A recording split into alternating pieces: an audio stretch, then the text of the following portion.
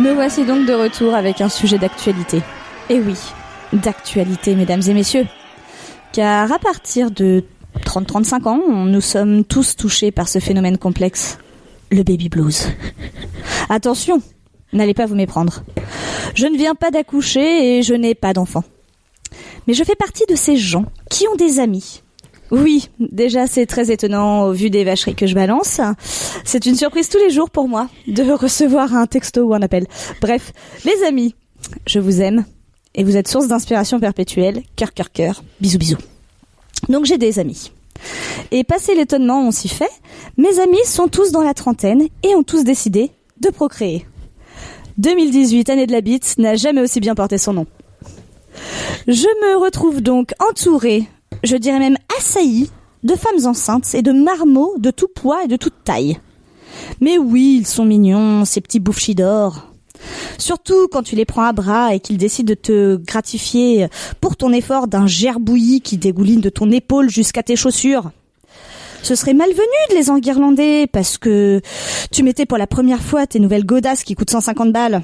Donc tu rends le gremlins à son parent en souriant et en étouffant les pires jurons que la terre n'ait jamais entendus. Faut pas choquer les petits, hein. Bah oui, hein, c'est malvenu de crier sur un chiard. Lui qui se prive pas d'ailleurs pour t'en mettre plein les oreilles. Il me paraît important d'apporter une précision quand même aux trentenaires. Non, on n'est pas obligé de faire des mômes. Non.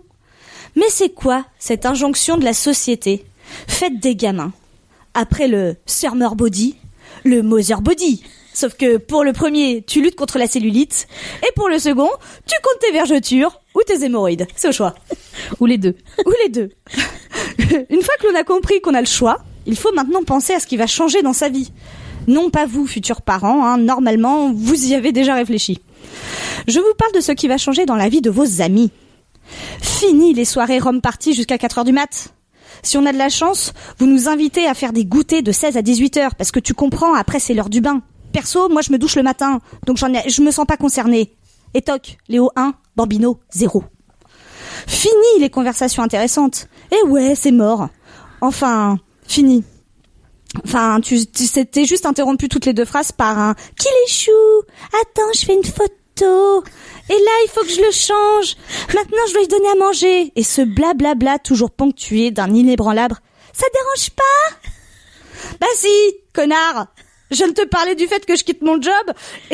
Et du coup, si je te dis le contraire, je passe au mieux pour une inadaptée sociale ou au pire pour un monstre style Hannibal Lecter. Le voilà, mon baby blues à moi. Rassurez-vous. Le baby blues, comme tout le reste, n'a qu'un temps. On pourra retrouver des conversations relativement logiques avec nos amis d'ici 15 ans environ. Hourra, la morale est sauve. Enfin, la morale est sauve, oui, ou presque. Mais la planète, c'est autre chose. On en parle un peu de l'empreinte carbone de vos mômes ? Bah oui, hein, bande d'écolos par églo, hein. Faire un enfant, c'est un peu tuer la nature. On en parle des 16 000 couches utilisées, que votre progéniture va se servir jusqu'à ce qu'il apprenne à aller aux toilettes ? Non, on n'en parle pas, non. On en parle des tototes en plastique, hein, qu'on achète au kilo directement, parce qu'entre celle de la chambre, du salon, de la poussette, de la nounou et celle qu'on perd tous les 4 matins, hein, je suis pas sûre que, hein, on puisse parler de perpétuer l'espèce. Perso, hein, j'ai plus l'impression de la condamner. Et puis, faire un enfant dans notre monde. Sérieux. Un petit conseil. Au regard de l'état de la planète, océans de plastique, fonte des glaces, énergies fossiles qui vont vraiment devenir des fossiles, pesticides, etc., vous, parents, vous avez plutôt intérêt à économiser pour payer des stages de survie et à faire de votre rejeton un mini-Mad Max. Hein ? Mais bon, arrêtons là les prédictions post-pré-apocalyptiques, hein, car en réalité, les enfants sont notre avenir.